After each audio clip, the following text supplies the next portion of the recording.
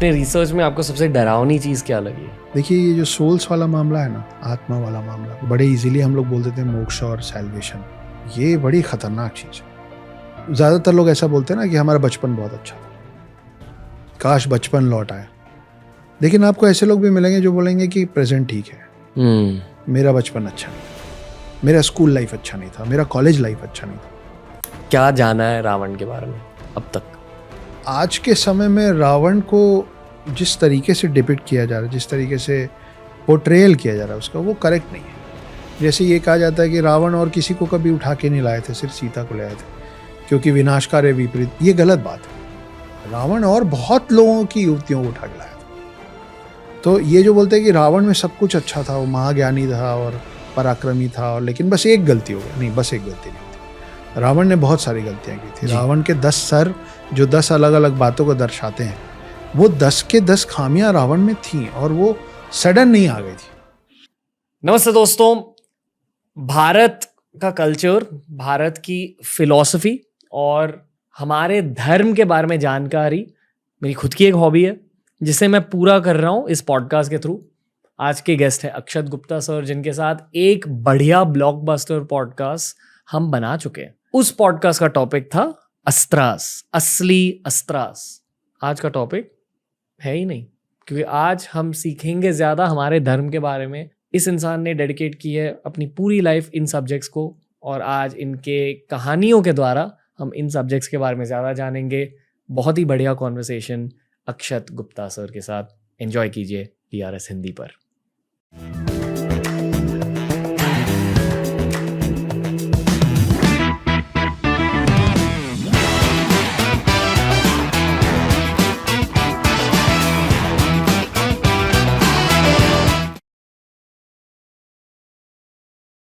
अक्षत Gupta sir, TRS Hindi में आपका स्वागत है। बहुत ज़्यादा एक्साइटेड है हम। एक सुपर हिट पॉडकास्ट ऑलरेडी हम बना चुके हैं। अब ये फ्री फ्लोइंग इतिहास वाली कॉन्वर्सेशन करते हैं। जी, कैसे हो सर? बहुत खुश हूँ, थोड़ा सा नर्वस भी हूँ, लेकिन खुशी उसको दबा दे रही है। So I am more happy and less nervous. Okay. जब आप इतिहास की पढ़ाई करते हो, जब आप रिसर्च करते हो, आपके पूरे रिसर्च की हिस्ट्री में सबसे चौंका देने वाली चीज़ कौन सी थी? सो 4 युग जो हैं, मैं इस बात से ही मतलब सरप्राइज तो इस बात का भी है कि आश्चर्य इस बात का भी है कि बहुत सारे लोग हमारे अभी के जनरेशन में दशावतार और 7 चिरंजीवियों को एक मानते हैं। ओके। लोगों को दशावतार का फर्क और 7 चिरंजीवियों का फर्क कि ये अलग अलग है, वो नहीं पता। तो बात करने के समय ये मतलब मेरे लिए बहुत बेसिक चीज़ है, और मुझे लगता था कि ये बेसिक ही है मगर ऐसा है नहीं। तो फिर बात करते करते समझ में आया। फिर जैसे जैसे आप उतरते जाते हैं, मैं माइथोलॉजी शब्द का उपयोग करना कम पसंद करता हूँ। सेम। मेरा मानना ये है कि अगर आप मिथ्या मानते हैं इन सब बातों को तो माइथोलॉजी, अगर आप सत्या मानते हैं तो सत्यालॉजी हो जाएगी। तो कारण और कहानियाँ थोड़ी बहुत ऊपर नीचे हो सकती हैं, लेकिन हर कहानी के पीछे एक कारण है। तो जब जैसे जैसे आप अंदर जाएंगे आपको पता चलता है कि कितने डीपली सब चीज़ें आपस में कनेक्टेड है। परशुराम की बात करें, परशुराम की आपके पॉडकास्ट में पहले बहुत बात हो चुकी है। 4 युगों में से 3 युगों में परशुराम का जिक्र है, उनकी बातें हैं। लेकिन ये बहुत इंटरेस्टिंग पार्ट है कि कैसे जो पिनाका, उनका जो धनुष था जो शिव जी ने दिया था, वो 21 बार उन्होंने क्षत्रिय विहीन किया क्योंकि उनके पिता को मार दिया गया था, तो क्षत्रियों से नाराज हो गए थे। अब क्षत्रियों से नाराज होकर वो क्षत्रियों पे भारी क्यों पड़ रहे थे, उसके पीछे भी एक कहानी है। तो हर चीज़ का ना लॉजिकल एक्सप्लेनेशन है हमारे पास, कि उनके जो पिता थे वो तो ऋषि थे, लेकिन उनकी जो माँ थी वो क्षत्रिय थी, रेणुका नाम था उनका। जमदागिनी उनके पापा का नाम था, रेणुका उनकी मदर का नाम था। तो रेणुका जी जो थी वो क्षत्रिय परिवार से, इसीलिए वो ऋषि भी थे और वो उनमें क्षत्रिय ब्लड लाइन भी था। तो 21 बार क्षत्रिय विहीन करते करते वो भूल गए कि 21 बार हो गया। फिर उनको याद दिलाया गया, हनुमान जी उनको याद दिलाया कि महाराज प्रभु हो गया, रुकिए। अब वो जो यहाँ मोटा मोटा ये Parshuram is one of the दशावतार्स। परशुराम एक लौते ऐसे शख्स हैं सब में जो दशावतार के 10 लोगों में भी उनका नाम है और 7 चिरंजीवियों में भी उनका नाम है। तो वो जब शांत हुए तो शिव का दिया ये जो धनुष था जिसका नाम पिनाका था, ये उन्होंने दिया राजा जनक को, और राजा जनक थे सीता के पिता। ओके। और उसकी प्रत्यंचा जो पीछे वो डोरी लगती है उसको उतार दिया उन्होंने कहा कि जो इसकी प्रत्यंचा चढ़ा लेगा वो सही वर होगा। ये बोल के वो चले गए महेंद्र पर्वत में तपस्या करने। सालों साल बीत गए, क्योंकि त्रेता युग जो है, जो सेकंड युग है, ये भी एक कंफ्यूजन है। मुझे बड़ा आश्चर्य हुआ कि लोगों को लगता है कि सतयुग है, फिर द्वापर है, फिर त्रेता है, क्योंकि डी और टी, हाँ त्रे त्रे तीन सुन के जैसे। थर्ड लगता है। तो त्रेता युग की शुरुआत में जो पहले अवतार हैं वो परशुराम, और त्रेता युग के जो आखिरी अवतार हैं वो राम है। तो त्रेता युग जो है वो है कुछ 8,96,000 सालों का, 8,64,000 ईयर्स। तो कहाँ वो पहले अवतार हो, कहाँ, तो इनमें बहुत बड़ा गैप है।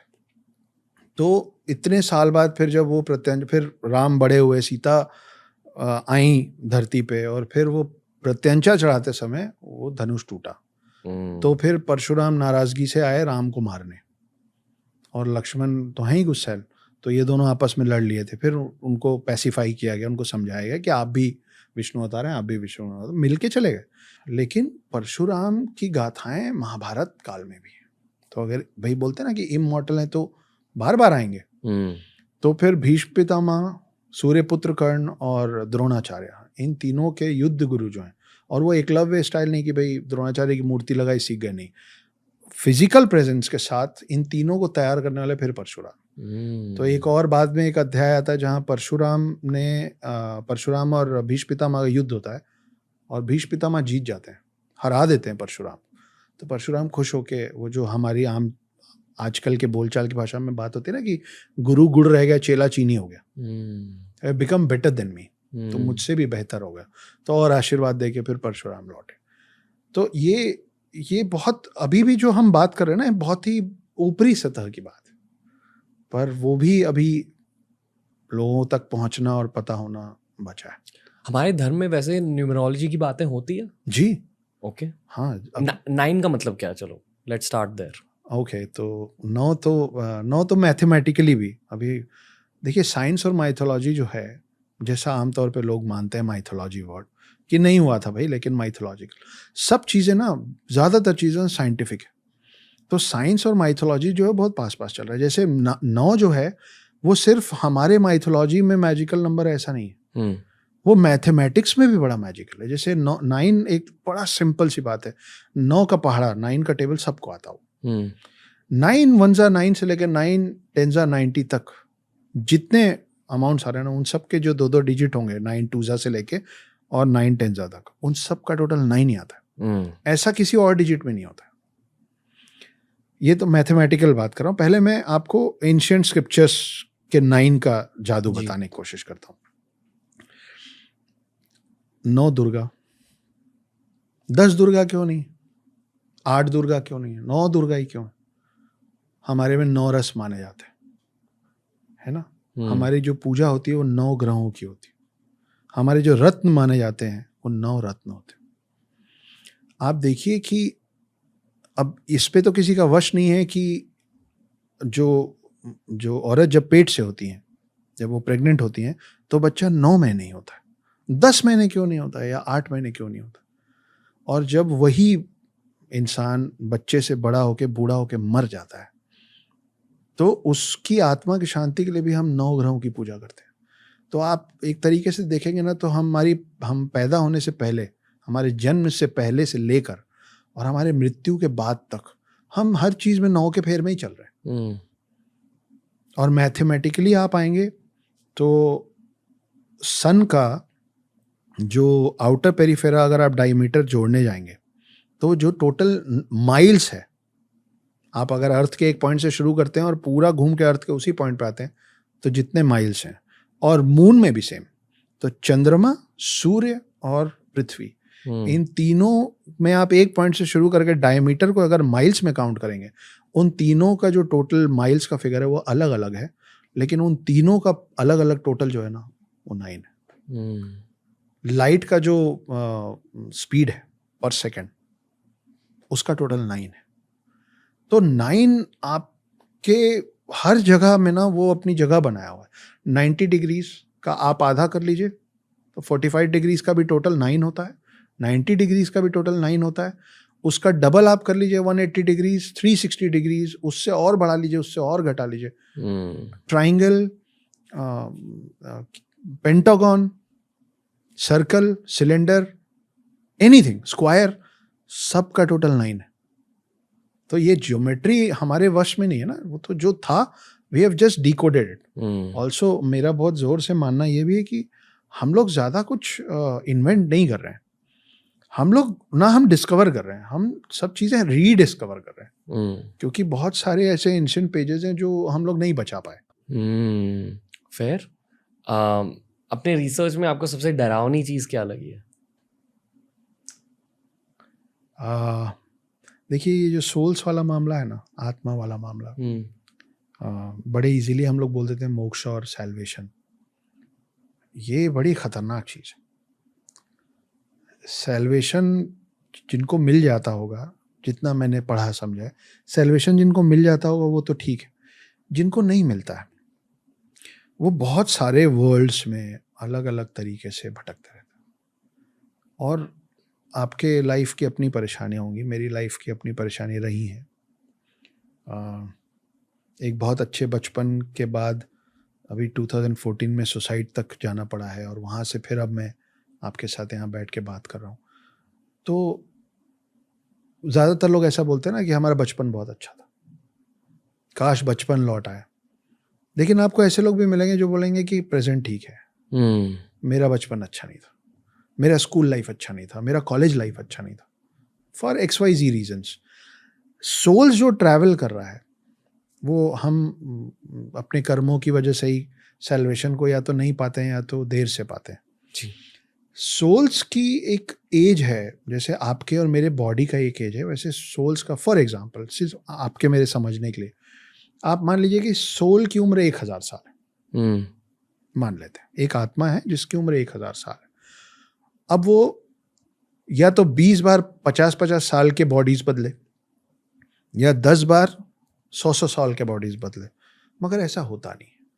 कई बार एक बच्चे में आत्मा जाती है और वो पेट में ही मर जाता है, या भ्रूण हत्या कर दी जाए, जैसे भी कोई खेलते हुए मर जाता है, कोई किसी कारण से, कोई बुजुर्ग होकर मरता है, कोई जवानी में मर जाता है।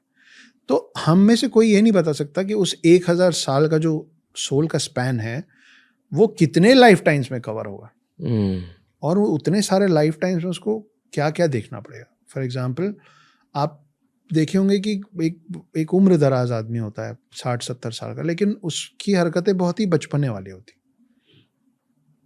गलत सेंस में नहीं।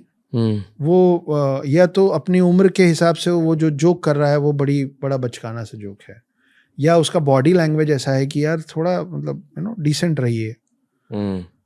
आप बहुत सारे लोगों को देखेंगे जो हर बात में गाली देते हैं, वो बड़े हो गए हैं पर, और एट द सेम टाइम आप स्कूल कॉलेज में ऐसे लोगों को भी देखेंगे जो बड़े स्थिर हैं, very calm people. It is not because उनकी परवरिश कैसे हुई, क्योंकि ऐसा भी हो सकता है कि उन्हीं के फादर से आप मिलेंगे तो आपको लगेगा कि यार ये ज़्यादा समझदार है पिताजी से। तो वो जो फादर का जो सोल है ना, वो उनका ये बेटा बना इस बार। लेकिन अगर आप फादर के सोल और बेटे के सोल को कंपेयर करेंगे तो सोल की उम्र होगी 600 ईयर्स और फादर की एज का सोल की एज होगी कहीं 300 ईयर्स। तो कुल मिला के son is elder than the father at the age of soul. अब ये क्यों मिले हैं, ये अगली बार फिर मिलेंगे, क्योंकि उसी को शायद कार्मिक कनेक्शन बोलते हैं कि इस जिंदगी में मिले हैं, फिर अगले जीवन में ये कुछ और होगा, कोई कुछ और होगा। लेकिन वो किसी ना किसी तरीके से their roads, their paths will cross. Okay. मुझे सबसे डरावनी चीज और राक्षस और दानव, ऐसे सब चीजें मुझे बहुत डरावनी लगती है। इस टॉपिक में आपका इंटरेस्ट है जी? क्या होते थे राक्षस, क्या होते थे दानव, असुरा, ये सब एक ही चीज है? नहीं, बहुत थोड़ा थोड़ा फर्क है। ओके। इसकी शुरुआत हम करते हैं। देखिए हैं सब राक्षस, मतलब ऐसा नहीं कि बिल्कुल अलग प्रजाति है, वो भी होते थे, मैं मानता हूँ अभी भी होते हैं, लेकिन अब हम सब एक जैसे दिखने लगे हैं जी। जैसे चारों युगों की अगर बात करें तो सतयुग में सब कुछ सत्य सत्य था। आप ये समझिए कि एक अर्थ है और अर्थ के बाहर दो वर्ल्ड्स हैं, एक गॉड वर्ल्ड है, एक डीमन वर्ल्ड है। ये दोनों चाहते हैं कि हम अर्थ को विन ओवर कर लें, ये हमारा हो जाए। ऑलरेडी इसका जो आधिपत्य है, इसका जो पोजीशन है वो गॉड्स के पास है इन सतयुग। तो उस समय गॉड्स इतने पावरफुल थे और ह्यूमंस इतने क्लीन थे इन देयर डीड्स कि असुर जो थे, दानव जो थे, वो अर्थ के अंदर भी नहीं आ पा रहे थे। सतयुग खत्म हुआ, हम लोग थोड़े से इम्प्योर हुए। त्रेता युग शुरू हुआ, तब तक दानवों की इतनी ताकत बढ़ गई थी, या ये कहीं ऐसा माना जाता है कि गॉड्स को एम्पावर हम करते हैं, हम उनको शक्तियां दे रहे हैं। तो जैसे जैसे हमारी मान्यता और बिलीव घटता जाएगा वो कमजोर होते जाएंगे। तो जब हम थोड़े से इम्प्योर हुए तो इधर से डीमंस का पावर इतना बड़ा that they however manage to enter the earth. और साइंटिफिक लैंग्वेज में बोले तो ओजोन लेयर क्रॉस कर पाया वो। मीटियोर्स वगैरह हमारे पास आते आते खत्म हो जाते हैं ना, वो आ पाए।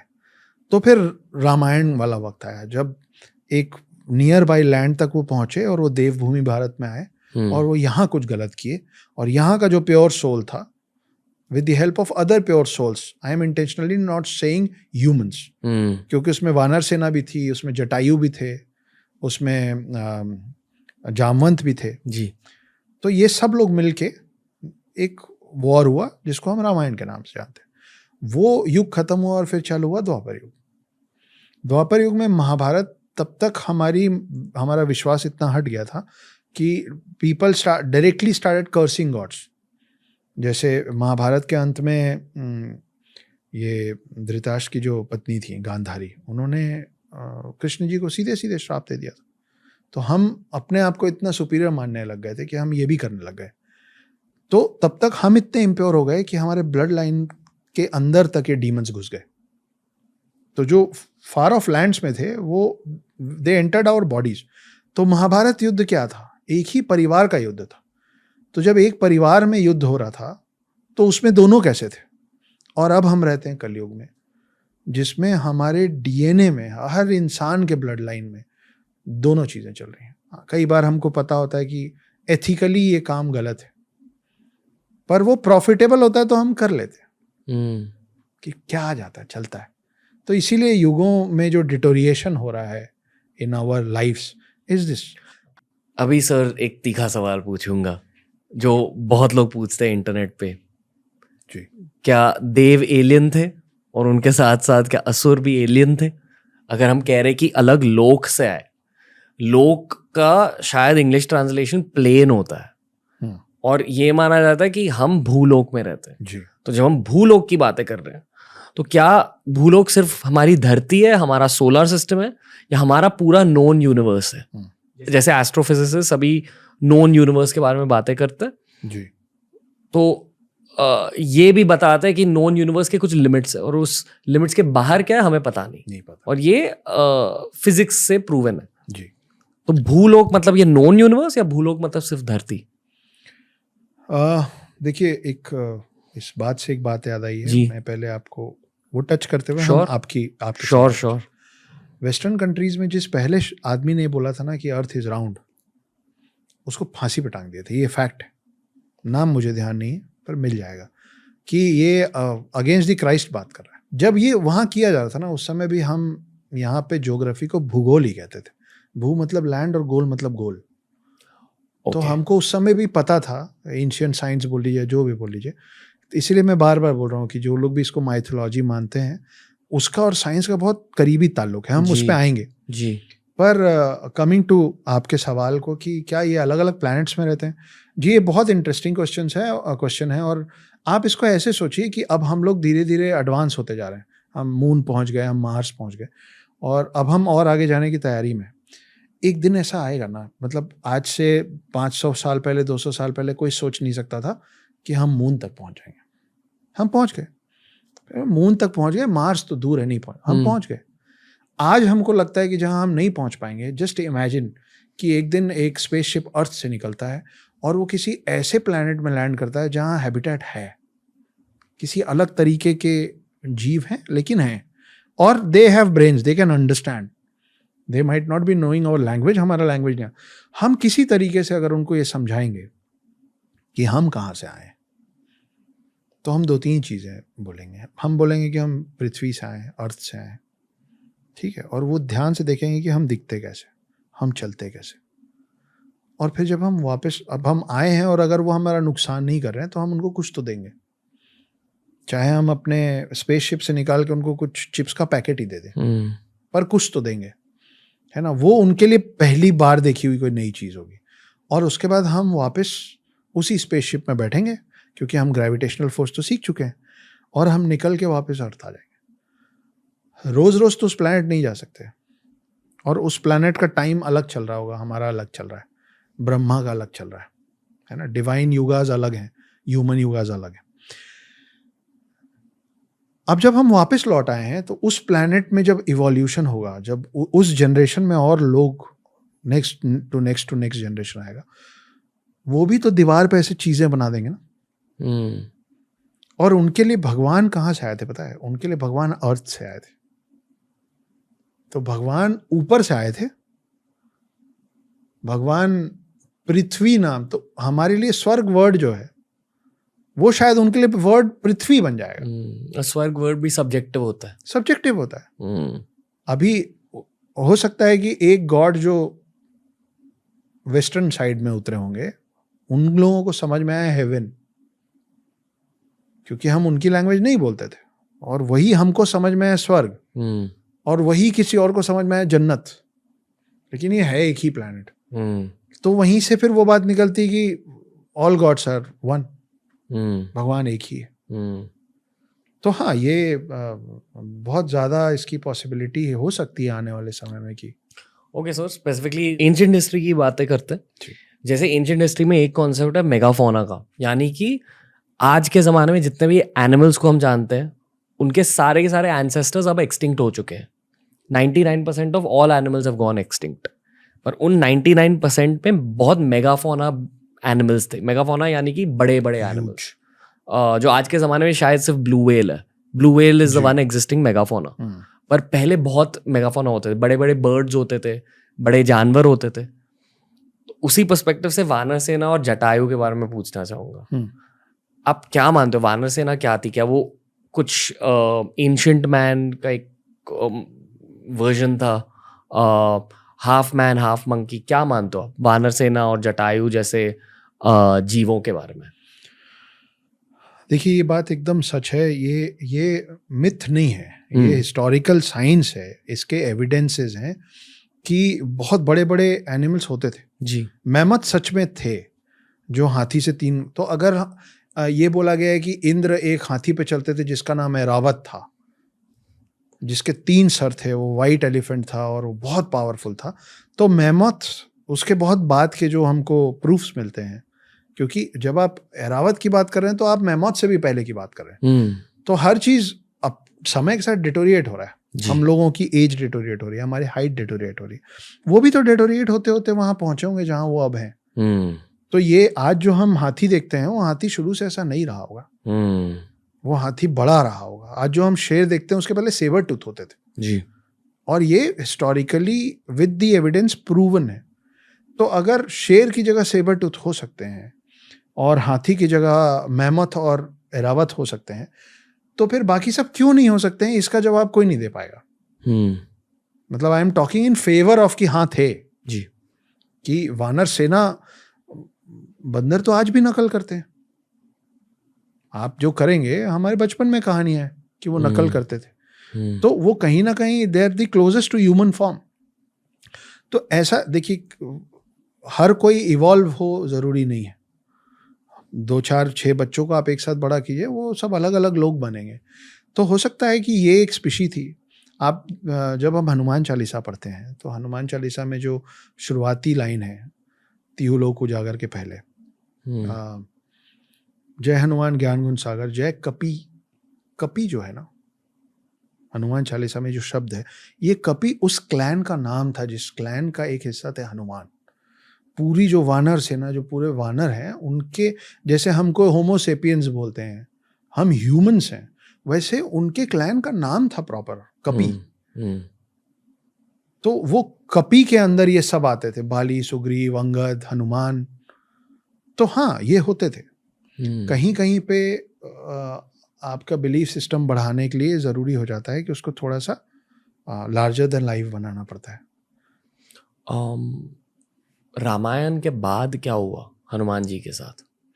हनुमान जी उन 7 चिरंजीवियों में से एक हैं जिनको वो राम के साथ जाना चाहते थे। पर वो पहले से चिरंजीवी थे, यानी कि पैदाइशी चिरंजीवी थे, या उन्हें कुछ वरदान मिला? उनको बहुत सारे वरदान मिले। ओके। जैसे आप हनुमान चालीसा में आगे जाते हैं तो हनुमान जी जब बाल रूप में थे तो उनको लगा कि सूरज जो है वो फल है, वो उड़ गए उसको खाने। और शक्तिशाली तो बहुत थे, वायुपुत्र थे, शिव अवतार थे, तो शक्ति तो अथाह थी। जब वो उड़े खाने के लिए, ये इंटरेस्टिंग बात है कि आप हमारे हनुमान चालीसा में जो डिस्टेंस लिखा अर्थ और सन का, it is very very close to the real distance between earth and sun. और हम हनुमान चालीसा कब से पढ़ रहे हैं? तो हनुमान उड़े उसको खाने के लिए, और उनको रोकने के लिए इंद्र ने अपना सबसे स्ट्रांग वेपन, अपना सबसे स्ट्रांग अस्त्र चलाया, उसको वज्र कहते हैं। वो एक दूसरे ऋषि थे दधीची करके, उनके बोन से बना हुआ है, एक दूसरे राक्षस को मारने के लिए, और टूट ही नहीं सकता। आप ये समझ लीजिए कि कैप्टन अमेरिका का टाइटेनियम वाला शील्ड है वो, कि it can not be broken. उससे हनुमान पे हमला कर दिया ये, और हनुमान के चेहरे पे चोट लगी और वो मूर्छित होकर नीचे गिर गए। हनुमान है वायुपुत्र, तो वायु नाराज हो गए तो उन्होंने पूरी दुनिया की हवा रोक दी, सब मरने लग गए। उस समय जो वायुदेव थे उनको शांत करने के लिए सब भगवानों ने इनको अलग अलग वरदान दिए, जो जो दे सकता था सब ने अलग अलग वरदान दिए। उन सब वरदानों का मिलके, और ब्रह्मा जी आए और ब्रह्मा जी ने बोला कि तुम अमर रहोगे, तो अगर वायु को इतनी तकलीफ हो रही है तुम्हारे जाने से, कभी नहीं जाओगे। लेकिन साथ में वो छोटे थे तो उनको समझ नहीं थी सही और गलत की, इसलिए साथ में ये भी दिया गया कि तुम अभी भूल जाओगे सब कुछ, तुमको याद तब आएगा जब राम आएंगे। राम से मिलके तुमको याद, तुम्हारी शक्तियां सारी याद आएंगी, उसके पहले तुम अपनी शक्तियां यूज नहीं कर पाओ। फिर राम आए, उनको पूरी याद दिलाया गया। उनका पर्पस, राम के साथ जो उनका पर्पस था वो था रावण को हराना। लेकिन और वहाँ राम का पर्पस खत्म होता है, जो पीस लाना था या जो बैलेंस लाना था वर्ल्ड में, अर्थ में, वो विष्णु के अवतार राम का काम वही था, वो करके रामराज जमा कर। लेकिन हनुमान जी का जो पर्पस है वो एक नहीं है, हनुमान जी के बहुत सारे पर्पस हैं। हनुमान जी एक बार शिव जी से भी लड़े हैं। हनुमान जी गरुड़ जो है विष्णु जी का वाहन, उसको रेस में हरा के उसका भी घमंड तोड़े हैं। हनुमान जी शिव जी से लड़ते समय उनका त्रिशूल निगल गए थे गुस्से से, और ये सब राम जी के आने पहले हो गया था। हनुमान जी एक बार सुदर्शन चक्र खा गए थे गुस्से से। तो हनुमान जी का जिक्र महाभारत में भी आता है। तो ये एक बड़ा इंटरेस्टिंग सा, एक और कम लोगों को पता है कि कृष्ण और अर्जुन गए थे हनुमान जी के पास। हनुमान जी, हमको वो वाली कहानी मालूम है महाभारत की, जब भीम से जंगल में मिले। हाँ, तो उनकी कई सिद्धियों में से हनुमान जी की सिद्धि थी कि वो जब चाहे अपना वजन इतना बढ़ा लें और जब चाहे जितना घटा लें, तो वो पूंछ नहीं उठा पाए, ये तो मालूम है। अब वो कहाँ रहते थे वहां भीम को पता चल गया था, तो भीम ने बोला कि हमारा पांडव की जो सेना है वो थोड़ी कमजोर है, हनुमान जी की मदद मांगते हैं। तो ये लोग गए हनुमान जी के पास कि आप हमारे साइड से लड़िए। तो हनुमान जी बोले कि अगर मैं आपकी तरफ से लड़ूंगा तो महाभारत का पूरा पर्पस डिफीट हो जाएगा, क्योंकि मैं उतरूंगा तो गेम ओवर हो जाएगा। लेकिन आप आए तो मैं आपको खाली हाथ भी नहीं लौटाऊंगा। अर्जुन, मैं आपके रथ के फ्लैग पे बैठ जाता हूँ एज अ सिंबल। तो आप कभी भी देखेंगे ऐसी कोई भी तस्वीर जिसमें अर्जुन है और सारथी कृष्ण है, उनमें एक फ्लैग लगा रहता है, और फ्लैग में हनुमान बने रहते हैं जो कि बैठे होते हैं, घुटने के बल बैठे रहते हैं। उसके बाद जब ये वॉर चालू हुआ तो अर्जुन एक तीर चलाते थे और कर्ण का जो रथ था वो कई फीट पीछे चला जाता था। फिर कर्ण एक तीर चलाते थे तो अर्जुन का 2-3 इंच पीछे जाता था। और कृष्ण तारीफ करते थे कर्ण की क्या तीर चलाया। अर्जुन में ईर्ष्या भावना रही है हमेशा से, कहानियों में भी। तो अर्जुन को लगता था मैं मारता हूँ 20 फीट पीछे जाता है, वो मारते हैं मैं 2 इंच पीछे हिल जाता हूँ तो ये तारीफ करना। 3-4 बार ऐसा हो गया। तो अर्जुन बिल्कुल बिफर गए और कृष्ण को बोले आप मतलब क्यों कर रहे हैं आप ऐसा, आप देखिए मैं कहाँ भेजता हूँ, वो इतना सा हिला देता आप उसकी तारीफ करते। तो कृष्ण भगवान बोले कि अरे नादान, वो जिस रथ को हिला रहा ना उसमें हनुमान बैठे हुए हैं, तेरे को मेरे को वो हनुमान को हिला दे रहा है। तो तू सोच कि अगर हनुमान नहीं होते तो कहाँ जाता तू। तो हनुमान वहां भी रहे हैं। तो और हनुमान की गाथा तो कल्कि के साथ खत्म होगी। हनुमान तो जब कली और कल्कि का युद्ध होगा तब फिर आएंगे। तो ये 7 चिरंजीवियों का पूरा जो मिशन है, जो पर्पस है, वहाँ खत्म होगा। कहा जाता है कि जब भगवान ने मानव जाति को बनाया तब सप्त ऋषि को भी बनाया ताकि जो भगवान की असली नॉलेज है वो ह्यूमंस तक पहुंचे, और सप्त ऋषि ह्यूमंस तक वो नॉलेज पहुंचाते हैं। करेक्ट। और ये चारों के चारों युगों में सप्त ऋषियों का रोल है जी। ओके। और तो, क्या? हाँ, तो पहले ब्रह्मा जी ने 4 वामन अवतार बनाए थे जी। उनको बड़ा ज्ञान दिया और बोले जाओ बांटो। तो बोले हम नहीं कर पाएंगे, हम उसके लायक नहीं। ब्रह्मा जी उनसे नाराज भी हुए, उनको कुछ श्राप वाप दिया, उनको अलग कर दिया। उसके बाद विष्णु जी ने 7 पहले पुरुष बनाए, जैसे मनु मानते हैं ना, मनु के पहले सप्त ऋषि बने, वो 7 ऋषि हैं। और उन्होंने वो जो 4 वेद है, अथर्ववेद, यजुर्वेद, सामवेद, ये 4 वेद लिखने वाले ये सप्त ऋषि हैं। इनकी अलग अलग, इनमें अलग अलग ज्ञान था और इन्होंने अलग अलग तरीके से उस ज्ञान को दिया और इन्होंने ही फिर दुनिया चालू की। तो इन सप्त ऋषि के ही क्लैंस चल रहे हैं अभी तक सारे, हम सब जो हैं। तो उसके नीचे अब जैसे जमदागिनी एक ऋषि थे जो परशुराम के पिता थे, तो वो एक क्लैन से आते हैं। कश्यप एक ऋषि थे, कश्यप की बहुत सारी वाइफ्स में से एक वाइफ थी कद्रू। तो कद्रू ने जब उनसे वरदान मांगा था तो उन्होंने वरदान में उनको बोले कि ठीक है मैं तुमको वरदान देता हूँ, तुमको 100 अंडे होंगे। वो 100 एग्स में से 100 स्नेक्स निकले। तो इसीलिए सारे सांप जो हैं वो कद्रू की संतानें मानी जाती। तो ये जो सप्तऋषि हैं वो उन्होंने ही, वैसे बनाने वाले ब्रह्मा है, क्रिएटर इज ब्रह्मा, लेकिन ब्रह्मा को भी उस सृष्टि को बनाने में और उसको कंटिन्यूसली चलाते रहने में जिन लोगों की मदद चाहिए, उनमें जो फर्स्ट 7 हैं वो सप्तऋषि हैं। फिर कई देवियां हैं, जैसे गंगा पहले एक बार ह्यूमन अवतार में आई थी, वो हिमराज, हिमालय पर्वत के जो राजा होते थे, उनकी बेटी बन के आई थी। फिर बाद में वो वापस गई, फिर उनको भागीरथ फिर से लेके आए अब मोक्ष प्राप्ति के लिए। तो ये अलग अलग कहानियां हैं, लेकिन हाँ ये सप्तऋषि जैसा कि आपने कहा करेक्ट है। ऐसी हम लोगों की सबकी मान्यता है कि सप्तऋषि ही दुनिया का सुचारू रूप से उसको चलाने का काम, आपको राइट पाथ पे रखने का काम, ये सारे उपनिषद, ये सब इनका लिखा। उपनिषद भी बड़ी इंटरेस्टिंग चीज़ है। अभी हम 9 की बात कर रहे थे, जो वो माला जपते हैं उसमें 108 बीट्स होते हैं। महाभारत जो युद्ध चला था वो 18 दिन चला था। 18 का टोटल 9 होता है, 108 बीट्स का टोटल 9 होता है। गीता में जो महाभारत में जो चैप्टर्स हैं वो 18 हैं, गीता में जो चैप्टर्स हैं वो फिर 18 हैं। गीता महाभारत अलग अलग है। उपनिषद जो हैं वो उसमें जो टोटल श्लोक लिखे हुए हैं हजारों में, उन सब का टोटल फिर 9 है। तो ये सब चीज़ें हम जो बात कर रहे हैं ना रणवीर, ये सब आपस में जुड़े हुए हैं बस। लेकिन हम लोग का जो ब्रेन जो अभी कुछ परसेंटेज काम करता है, वो अभी हमारा ब्रेन इतना इवॉल्व नहीं हुआ है कि हम इन सब चीज़ों का कनेक्शन समझ पाए। इसीलिए हम लगातार स्पेक्युलेट करते रहते हैं। हमको कभी कुछ सही लगता है, कभी कुछ सही लगता है, पर हमको सही भी इसलिए लगता है क्योंकि हमको लगवाया जाता है। वो भी हम नहीं करते, वो भी वहीं से आता है। बहुत सारे लोग ऐसे भी होते हैं जो सिर्फ ऐसी चीज़ों को मानते हैं जो साइंस से प्रूव्ड है जी। तो आज के ज़माने में जो वेस्टर्न साइंटिस्ट प्रूव करते हैं उसमें विश्वास रखते हैं।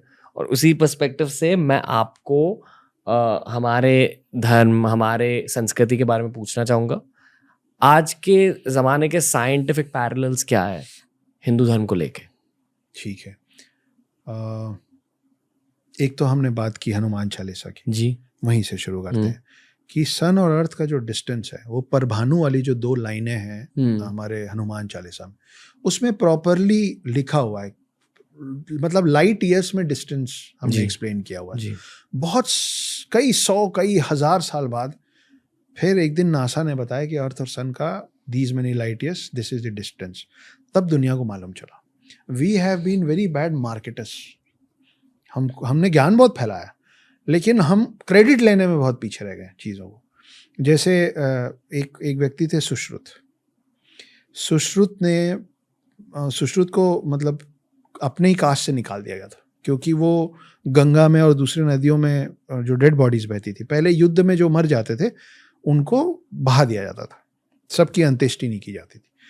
तो उनकी बॉडीज को निकाल के ये उनकी बॉडीज किसी एक बॉडी में मान लीजिए कान कट गया है और दोनों हैं तो डेड बॉडीज, दूसरे में कुछ और कट गया, तो इसका कान निकाल के उसको लगा देते थे। वो गंगा के दूसरे किनारे बैठ के ये सब करते थे, तो उनको बहुत ही अशुद्ध माना जाता था। उन्होंने ये सब करते करते जो भी सीखा वो डॉक्यूमेंट करना शुरू किया। उन्होंने डॉक्यूमेंट की 27 वॉल्यूम्स, उसको कहते हैं सुश्रुत संहिता। और ये मतलब ये सच में अभी भी एग्जिस्ट करती हैं, ऐसा नहीं कि हवाई बातें हो रही।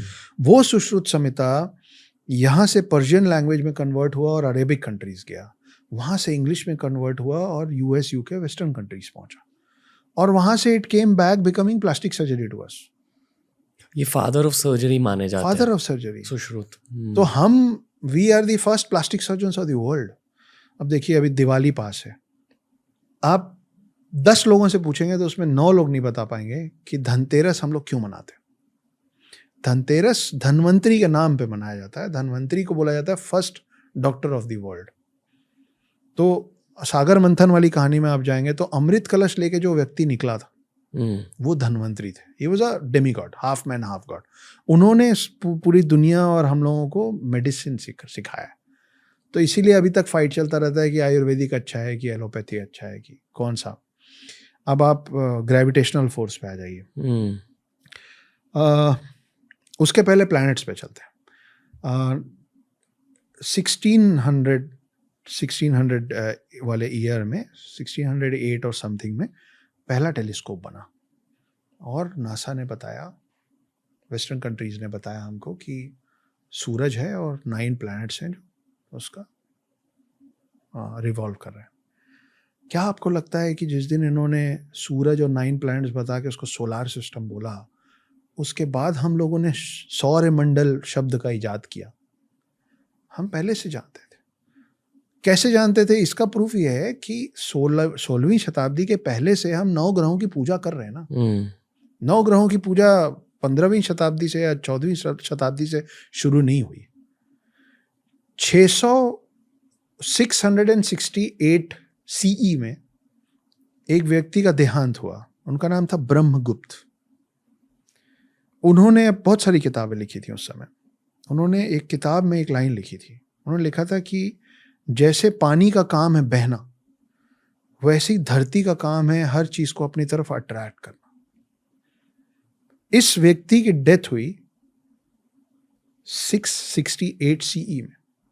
1150 में एक दूसरे शख्स हुए जो उनकी लिखी किताबों को नए सिरे से एलाबोरेट कर रहे थे। उनका नाम था भास्कर, भास्कर 2। उनके पिता थे, वो सेकंड थे, तो वो भास्कर 2 थे। उन्होंने जो किताबें लिखी हैं वो उस पे उन्होंने शब्द दिया है गुरुत्वाकर्षण। और ये मैं बात कर रहा हूँ 1150 की, एडी 1150 सीई। हाँ, एडी एक ही बात है, मोर और लेस एक ही बात है। आजकल एक नया कंफ्यूजन चल रहा है। और ये जो gravitational force the theory of Newton बोला जाता है, ये हुआ है अराउंड 1600 में।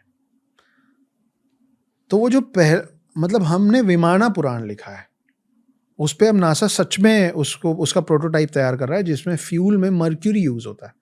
मर्क्यूरी का ये होता है कि जैसे उसको गर्म करते हैं तो वो लाइट होता जाता है। तो आप किसी चीज़ को लाइट करेंगे, बलून कैसे उड़ता है? हीलियम गर्म होता है तो लाइट होता है, तो ऊपर चला जाता है। हमको आप सोचिए ना कि कैसे कोई विमान पुराण लिखेगा, कोई ऐसा शख्स विमान पुराण लिख सकता है लॉजिकली जिसको गुरुत्वाकर्षण ग्रेविटेशनल फोर्स की समझ ना हो? इम्पॉसिबल।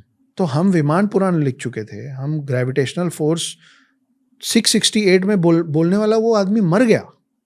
उस चीज को 1687 में ये Newton's theory of gravitational force को इतनी ख्याति मिली। आप 668 और 1687 जोड़ेंगे ना तो 1000 साल से भी ज्यादा होता है। तो we have been very very scientific to all the approaches. विमानस के बारे में आपने पढ़ा? जी। ओके। यूएफओ शेप्ड विमानस भी होते थे, सर्कुलर विमानस भी होते थे। और ये जो मर्क्यूरी की बात आपने जस्ट अभी करी, ये मैंने पढ़ा है कि मर्क्यूरी पावर्ड विमानस होते थे, पर मैं ये नहीं जानता था कि अगर हम मर्क्यूरी को हीट करते हैं तो लाइटर हो जाता है।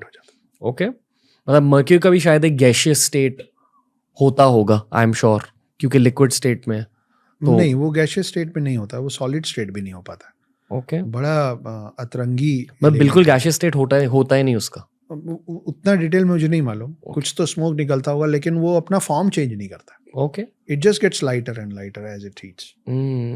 मतलब अगर वो विमान में यूज होता होगा, it must be getting lighter than air at some temperature.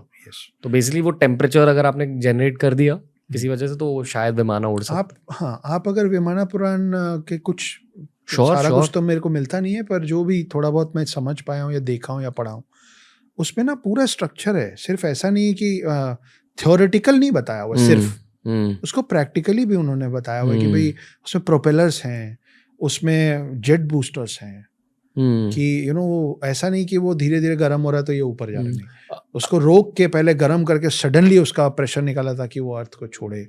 आपके स्टडीज के अनुसार, और ये शायद इस वाले पॉडकास्ट का आखिरी सवाल है जी, रावण के बारे में बात करते हैं जी।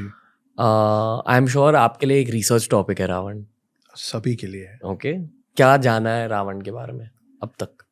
आज के समय में रावण को जिस तरीके से डिपिक्ट किया जा रहा है, जिस तरीके से पोर्ट्रेयल किया जा रहा है उसका, वो करेक्ट नहीं है। जैसे ये कहा जाता है कि रावण और किसी को कभी उठा के नहीं लाए थे, सिर्फ सीता को ले आए थे क्योंकि विनाशकारी विपरीत। ये गलत बात है।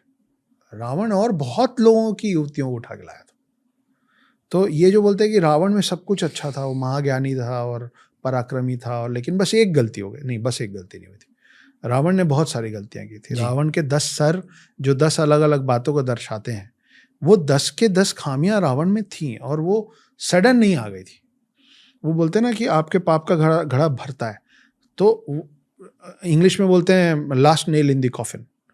तो ये सीता का हरण करने वाली चीज उनके लिए आखिरी हो गई थी। राम ने अवतार, मतलब विष्णु ने राम अवतार लेके वो आए इसलिए थे क्योंकि रावण का अति हो रहा था। तो लेकिन हम लोगों का परसेप्शन रावण के प्रति बहुत चेंज हो गया है, और वो नेगेटिव को पॉजिटिव दिखाने का जो एक फाइट है। क्यों?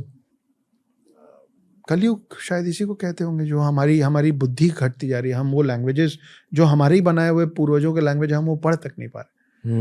हम इसलिए नहीं पढ़ पा रहे हैं बिकॉज अब हम यहाँ से कमजोर होते जा रहे हैं। तो कमजोरी आपका, जब आप बीमार होते हैं तो आपका शरीर आपका साथ नहीं देता है। आपको बिस्तर से उठ के एक कमरे से दूसरे कमरे में जाने में थकान होने लग जाती है ना। तो जैसे शरीर बीमारी में थकता है, हम यहाँ से बीमार हो रहे हैं। अक्षत सर, ये पॉडकास्ट अब खत्म हो चुका है, पर बहुत मजा आया आपसे बात करके। आई फील कि आप जैसे, हमारे जैसे बहुत सारे लिसनर्स हैं, बहुत सारे लोग हैं भारत में जिन्हें भारत की मिस्ट्रीज के बारे में ज़्यादा जानना है। तो 2 सुपर हिट पॉडकास्ट के लिए थैंक यू सर। कैसा रहा आपका एक्सपीरियंस? मैं अभी अब्जॉर्ब कर रहा हूँ बहुत कुछ। आपके यहाँ का वाइब बहुत अच्छा है। मैं अभी तक इस बैकग्राउंड को ज़्यादातर पॉडकास्ट में ही देखा था। पहली बार यहाँ बैठ के आई एम फीलिंग ऑनर्ड। बहुत अच्छा लग रहा है। The honour is ours. Thank you sir. आप एक लाइफ लॉन्ग रिसर्चर हो और आपने अपने लाइफ लॉन्ग रिसर्च को यहाँ शेयर किया है। We appreciate. Thank you sir. तो ये था आज का एपिसोड। अगर अच्छा लगा, लाइक बटन को दबाइए, कमेंट कीजिए, सब्सक्राइब कीजिए रणवीर अलाहाबादिया को, and definitely TRS Hindi follow करते रहिए।